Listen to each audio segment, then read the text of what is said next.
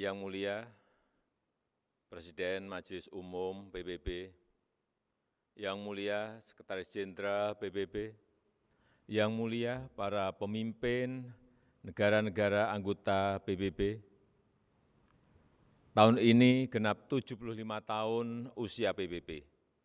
75 tahun yang lalu PBB dibentuk agar perang besar, Perang Dunia Kedua tidak terulang kembali. 75 tahun yang lalu PBB dibentuk agar dunia bisa lebih damai, stabil dan sejahtera. Karena perang tidak akan menguntungkan siapapun. Tidak ada artinya sebuah kemenangan dirayakan di tengah kehancuran. Tidak ada artinya menjadi kekuatan ekonomi terbesar di tengah dunia yang tenggelam.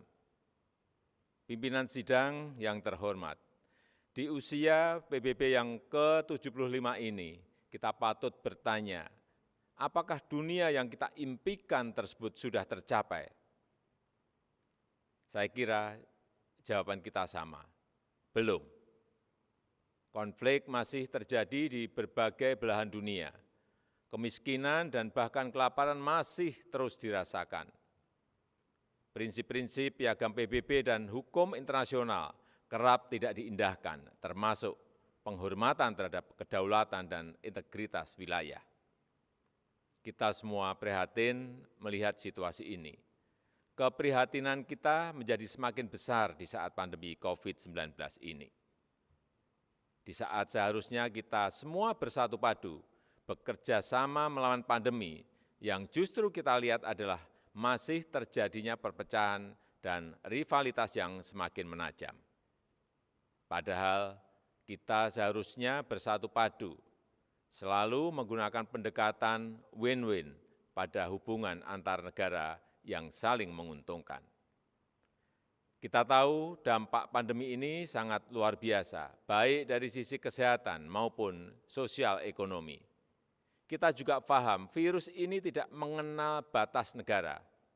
No one is safe until everyone is.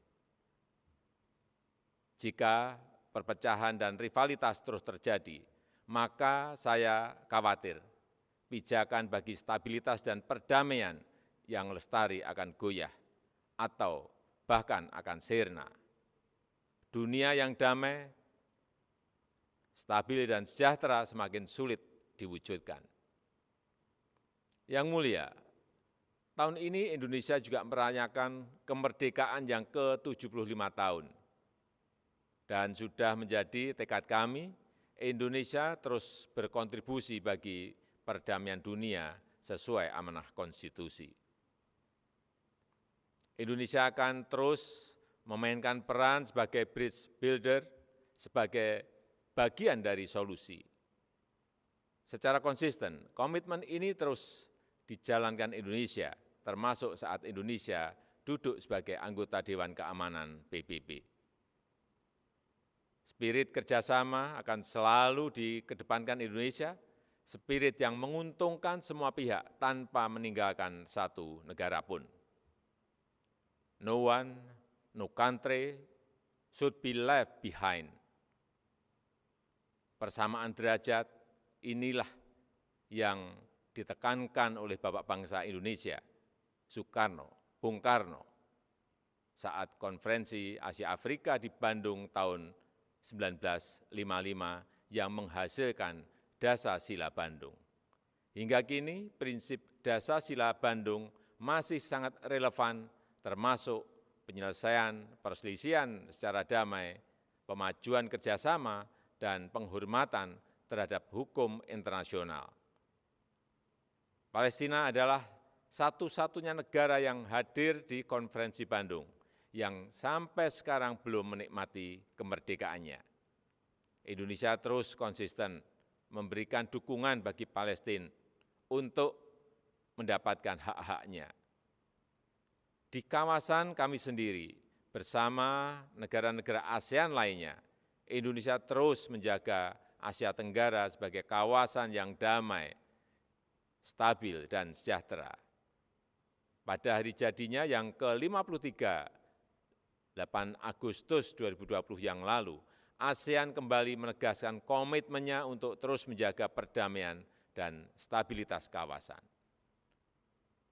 Spirit kerjasama dan perdamaian inilah yang kemudian didorong Indonesia ke kawasan yang lebih luas, kawasan Indo-Pasifik melalui ASEAN Outlook on the Indo-Pacific. Yang mulia, melihat situasi dunia saat ini, izinkan saya menyampaikan beberapa pemikiran. Yang pertama, PBB harus senantiasa berbenah diri, melakukan reformasi, revitalisasi, dan efisiensi.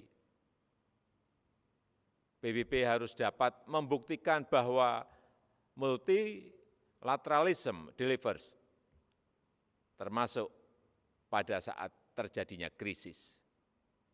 PBB harus lebih responsif dan efektif dalam menyelesaikan berbagai tantangan global. Dan kita semua memiliki tanggung jawab untuk terus memperkuat PBB, agar PBB tetap relevan dan semakin kontributif sejalan dengan tantangan zaman. PBB bukanlah sekedar sebuah gedung di kota New York, tapi sebuah cita-cita dan komitmen bersama seluruh bangsa untuk mencapai perdamaian dunia dan kesejahteraan bagi generasi penerus.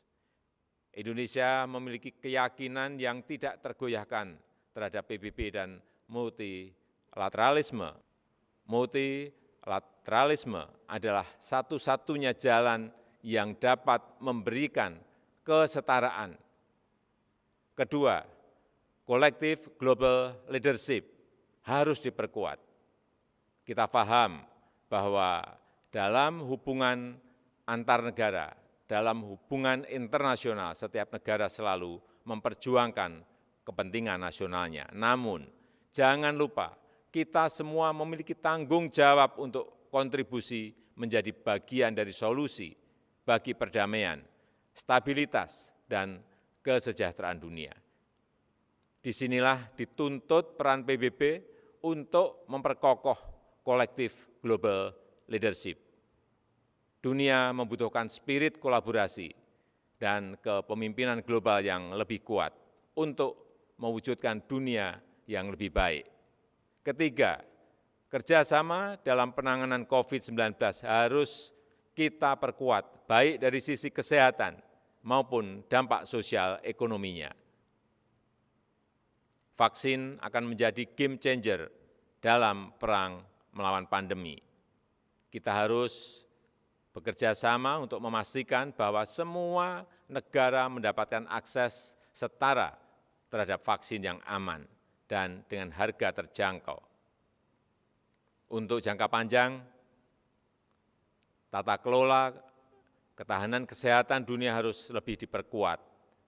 Ketahanan kesehatan dunia yang berbasis pada ketahanan kesehatan nasional akan menjadi penentu masa depan dunia.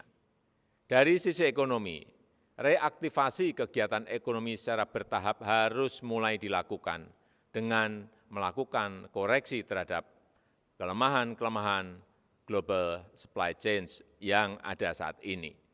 Aktivasi ekonomi harus memprioritaskan kesehatan warga dunia.